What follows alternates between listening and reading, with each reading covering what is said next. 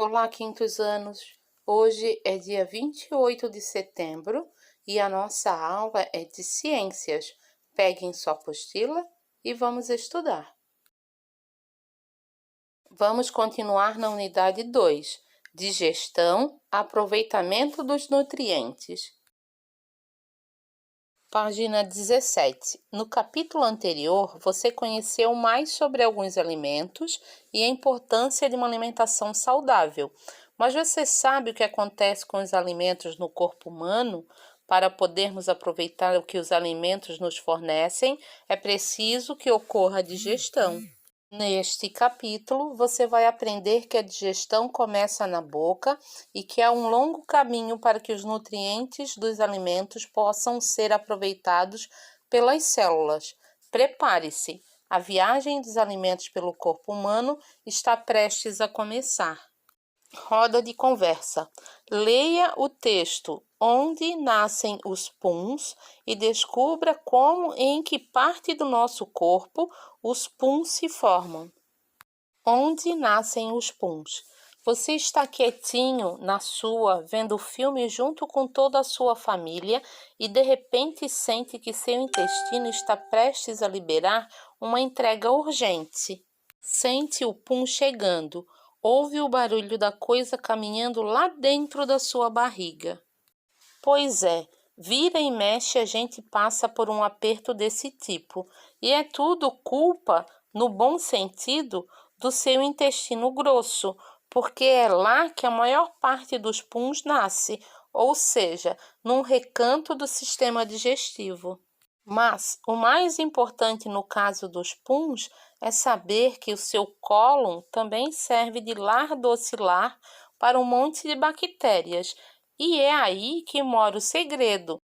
Elas são as verdadeiras fabricantes da maioria dos puns que você solta. Você descobriu em que parte do corpo nascem os puns? Encontre-a e circule-a no texto. A resposta para que vocês possam circular seria o intestino grosso. Qual é a relação das bactérias com os puns? Se nós voltarmos ali no último parágrafo, ali fala sobre as bactérias. E aqui vocês precisam entender que são elas que fabricam os puns, mas elas são essenciais para o funcionamento do organismo. Então, se não tiver essas bactérias, é provável que a pessoa fique doente. Página 18. Nutrição do corpo. Você já ouviu o ditado popular "saco vazio não para em pé"? Ele reflete a preocupação que devemos ter com a nossa alimentação, que é simplesmente essencial à nossa vida. Para serem absorvidos e utilizados pelo organismo, os carboidratos, as proteínas, os óleos e as gorduras precisam ser transformados em unidades menores e mais simples. Observe o exemplo do pão. O pão é rico em amido, representado pela sequência de peças verdes, um tipo de carboidrato, e a digestão desse nutriente começa na boca. Os triângulos alaranjados representam as substâncias que auxiliam na digestão, quebrando os carboidratos em partes menores. A digestão continua pelo sistema digestório, até que todo o nutriente seja transformado em pequenas unidades, que serão absorvidos no intestino. A digestão é o processo de transformação dos alimentos para que eles possam ser absorvidos e utilizados pelas células do nosso corpo. As vitaminas, os sais minerais e a água são absorvidos diretamente e não precisam passar por transformação. Aliás, você sabia que a água que bebemos é rica em sais minerais? Página 19. Os dentes e a digestão. O processo de digestão inicia-se na boca, onde os dentes cortam, amassam, rasgam e trituram os alimentos antes que eles sejam engolidos. O primeiro conjunto de dentes é chamado de dentição decídua, ou, na linguagem popular, dentes de leite. São 20 dentes no total e nascem até os 3 anos. A partir dos 5 anos ou 6 anos, os dentes de leite começam a ser substituídos pela dentição permanente. Por volta dos 12 anos, já se tem os 28 dentes permanentes. Entre os 17 e 21 anos, podem nascer mais 4 dentes, chamados de dentes do siso, completando a dentição do adulto, que é de 32 dentes. Observe o interior de sua boca em um espelho. A parte rosada, brilhante e carnuda é a gengiva. A região branca do dente que fica fora da gengiva é a coroa. Ela é coberta por um esmalte brilhante que funciona como uma barreira, protegendo as partes internas do dente. Embaixo do esmalte fica a dentina, porção resistente que constitui a maior parte do dente. Ela protege a polpa, onde se encontram as terminações nervosas e os vasos sanguíneos que nutrem o dente. Quando você toma uma sopa quente, morde um sorvete ou machuca o dente, é a polpa que indica a dor. Você já deve ter percebido que em sua boca há vários tipos de dentes, com formatos e funções diferentes. Os incisivos e os caninos servem para cortar e rasgar os alimentos. Já os pré-molares e os molares moem e amassam os alimentos, misturando-os à saliva. No quadro verde lá em cima, além da mastigação, os dentes são necessários ao falar. Eles trabalham com a língua e os lábios para ajudar na produção dos sons. Página 20. Órgãos do sistema digestório. O sistema digestório é responsável pela transformação dos alimentos e, para isso, conta com vários órgãos: boca, faringe, esôfago, estômago, intestino delgado e intestino grosso. O fígado e o pâncreas produzem substâncias importantes que atuam na digestão, sendo considerados órgãos auxiliares. Os órgãos são formados pela união de diferentes tecidos. A menor unidade viva do corpo é a célula. Células semelhantes formam tecidos. Tecidos diferentes formam órgãos, e órgãos que desempenham juntos uma grande função formam um sistema. Observem atentamente ali a imagem. Está especificando cada parte do sistema digestório. Você já estudou que a digestão começa na boca, onde os dentes diminuem o tamanho dos alimentos e as glândulas salivares produzem a saliva, que inicia o processo de digestão. Após ser misturada a saliva, o alimento passa a ser chamado de bolo alimentar. Página 21. Ao ser engolido, o bolo alimentar segue para a faringe, órgão em formato de tubo que também servem à passagem de ar. Para evitar que se engasgue, uma lâmina chamada de epiglote fecha a laringe quando você engole o alimento. Quando chega ao esôfago, o bolo alimentar é empurrado para o estômago pela ação muscular desse órgão. Os músculos do estômago movimentam o bolo alimentar, amassando-o e misturando-o ao suco gástrico. O suco gástrico é uma combinação de ácidos e outras substâncias químicas que atuam sobre o bolo alimentar, transformando-o. O restante dos nutrientes é digerido no intestino delgado, órgão onde a digestão se completa. Nele, o bolo alimentar sofre a ação de substâncias químicas liberadas pelo pâncreas e pelo fígado e pelo próprio intestino. Desse modo, os nutrientes dos alimentos são transformados em substâncias mais simples, que podem ser absorvidas e transportadas pelo sangue para todas as partes do corpo. A água é absorvida ao longo do intestino grosso e o material sólido que não foi aproveitado pelo organismo é compactado e armazenado nesse órgão até ser eliminado como fezes pelo ânus. O fígado e o pâncreas são órgãos importantes no processo de digestão. Página 22, digestão química e mecânica. Ao passar pelo tubo digestório, o alimento sofre transformações físicas e químicas. Portanto, o processo de digestão ocorre pela combinação da digestão física e da digestão química. Na digestão física ou mecânica, que ocorre por meio da mastigação, os dentes reduzem o alimento a pedaços pequenos. As contrações dos músculos do tubo digestório, chamados de movimentos peristálticos, também atuam na trituração do alimento. Esses movimentos são importantes porque, além da trituração, eles atuam no deslocamento do bolo alimentar. Na digestão química, os alimentos são transformados pela ação das enzimas, originando novas substâncias menores. Por exemplo, quando mastigamos uma bolacha de água e sal, realizamos a digestão física, reduzindo a bolacha a pequenos pedaços. Ao mesmo tempo, um líquido liberado na boca, a saliva, provoca digestão química, transformando o amido, carboidrato presente nesse alimento, em açúcares mais simples.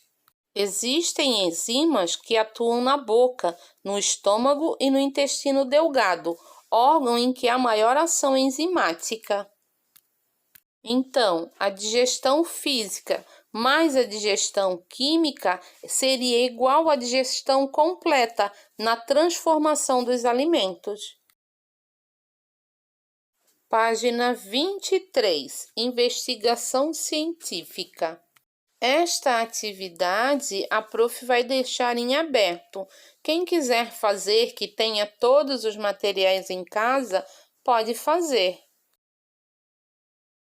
Página 24. Aqui é continuação lá da atividade anterior, da investigação científica. Página 25. Atividades. Número 1. Leia o texto sobre o que acontece com o sanduíche que a garota está comendo à medida que ele passa pelo sistema digestório dela. Em seguida, escreva o nome das estruturas indicadas com os números 1, 2, 3 e 4 no texto. Na 1, os dentes cortam e trituram o sanduíche. A saliva produzida pelas glândulas salivares inicia a digestão do pão, o amido.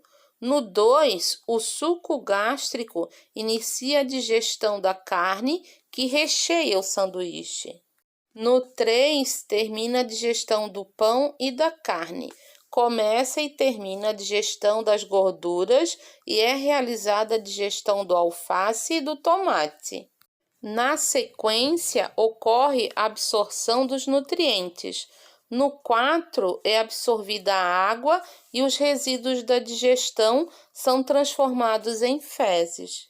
Se vocês ainda encontrarem dúvidas para poder preencher esse quadro, voltem à página 20 e observem a imagem que tem lá. Página 26, número 2. Analise o esquema que representa o sistema digestório de uma forma bem-humorada. Em seguida, responda às questões propostas. Letra A. Qual órgão está representado ao lado da estrela? Que função ele desempenha no processo de digestão? Este órgão é o esôfago e ele tem a função de empurrar o alimento para o estômago. Letra B. Qual é o órgão que está indicado pela seta azul? Que etapa da digestão acontece nesse órgão? O órgão é o intestino delgado e é nele que a digestão é finalizada e os nutrientes são absorvidos. Letra C. Circule o fígado e o pâncreas no esquema, depois explique como esses dois órgãos participam do processo de digestão. O fígado e o pâncreas, eles produzem enzimas e substâncias que auxiliam na digestão dos alimentos. Letra D. Que órgão está representado ao lado do vaso sanitário? Esse órgão é o intestino grosso. Letra E. Explique de forma resumida como ocorre o processo de digestão e a sua importância para o organismo. Aqui vocês precisam anotar informações sobre a digestão física e química e que elas atuam na transformação dos alimentos para que os nutrientes possam ser absorvidos e aproveitados pelo nosso organismo. Página 27, número 3. Você sabia que o intestino delgado de uma pessoa adulta tem cerca de 7 metros? Corte um pedaço de barbante com essa medida e compare com os objetos ao seu redor. Depois, tente colocar o barbante no círculo abaixo. O que você concluiu? A conclusão que vocês devem chegar, na verdade, é que o nosso intestino delgado, ele é longo para ficar esticado. Então, ele só vai caber nesse espaço aí se ele tiver enrolado com voltas uma em cima da outra. E que, na verdade, o intestino delgado ele é extenso porque é nele que ocorre a absorção dos nutrientes. Número 4. No poema Dente de Leite, a autora relata a perda dos primeiros dentes. Leia um trecho do poema e depois faça o que se pede. Dente de leite. Meu primeiro dente de leite caiu de dia. Juntei o dente e guardei na bacia. Letra A. Que dentes são os primeiros a cair? Incisivos, que cortam os alimentos, os caninos, que rasgam os alimentos, ou os molares, que moem os alimentos? A resposta correta seriam os incisivos. Letra B. Quantos dentes de leite uma criança geralmente tem? Uma criança tem geralmente 20 dentes de leite. Letra C. Quantos dentes você já perdeu? Você se lembra de como caiu seu primeiro dente? Escreva um texto informativo contando como estão seus dentes agora e as lembranças que tem sobre a perda dos seus dentes. Façam esse texto no caderno, tirem foto e mandem para a professora no WhatsApp. Página 28, Digestão e Saúde. Existem diversas doenças e problemas de saúde relacionados ao sistema digestório e aos nutrientes. Analise as principais causas. Desequilíbrio nutricional. No capítulo anterior, você estudou sobre a importância de uma alimentação saudável e equilibrada, ou seja, a alimentação deve fornecer tudo o que o corpo precisa. Assim, podemos pensar no desequilíbrio nutricional de duas formas, quando há excesso ou falta de nutrientes.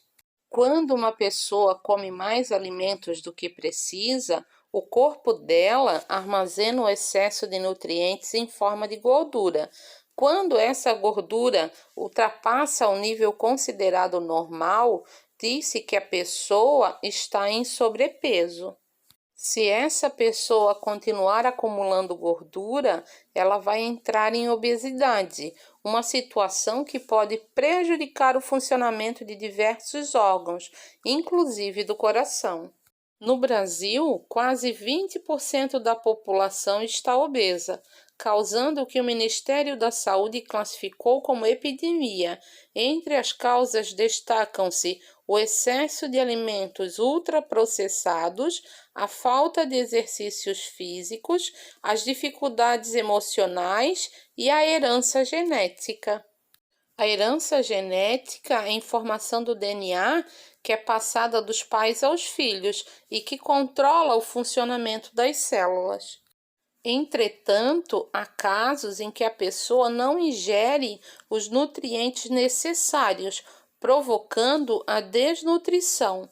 Uma criança desnutrida pode ter o crescimento e até mesmo o desenvolvimento mental comprometidos. O combate à desnutrição muitas vezes envolve a ação de agentes comunitários que acompanham o desenvolvimento das crianças e fortalecem a importância de se estabelecer uma rotina alimentar saudável. Página 29. Um corpo bonito ou magro não é sinônimo de saudável. É necessário analisar cada caso separadamente, pois as necessidades variam de acordo com o indivíduo. Por isso, não é coerente querer ter o corpo igual a de uma outra pessoa. O peso saudável varia de pessoa para pessoa. Um nutricionista ou um médico são os profissionais de saúde que podem avaliar a adequação do peso dos indivíduos. Intolerâncias e alergias alimentares. Após uma refeição, a pessoa começa a sentir enjoo, dor e sensação de inchaço na barriga. A causa mais comum desse desconforto é a intolerância à lactose, causada quando a enzima que digere a lactose não está presente ou não atua como deveria. Quem tem esse tipo de intolerância deve evitar consumir leite e seus derivados. Caso perceba esses sintomas, é importante procurar um médico.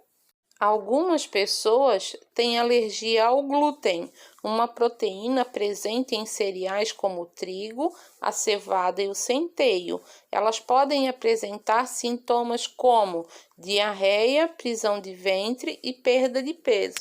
Em alguns casos, a alergia é tão severa que a pessoa não pode ter contato com o glúten nem na forma de resíduos. Por exemplo, a fécula de batata não contém glúten, mas como a indústria usa o mesmo equipamento para tratar alimentos com o glúten, a embalagem da fécula de batata precisa apresentar essa informação. Infecções. Vírus, bactérias e vermes podem parasitar o sistema digestório, causando muitas doenças. Para evitá-las, é importante ter os cuidados de higiene, armazenamento e conservação dos alimentos. Página 30. Atividades. Número 1.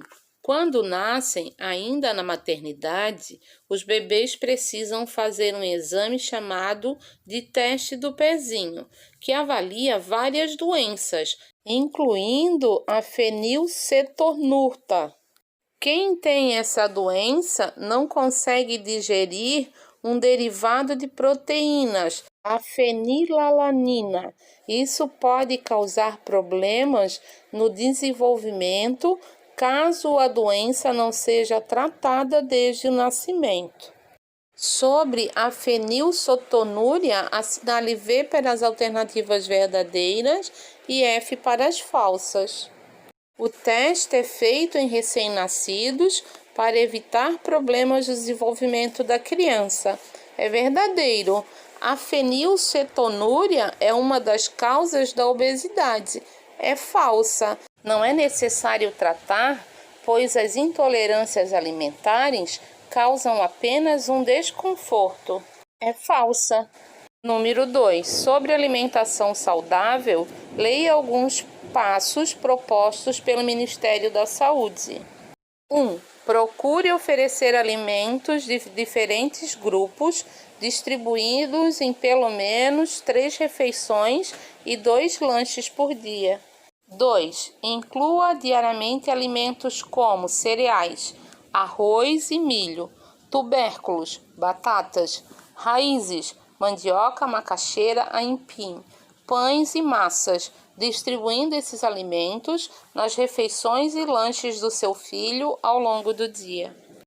Procure oferecer diariamente legumes e verduras como parte das refeições da criança. As frutas podem ser distribuídas nas refeições, sobremesas e lanches. 4.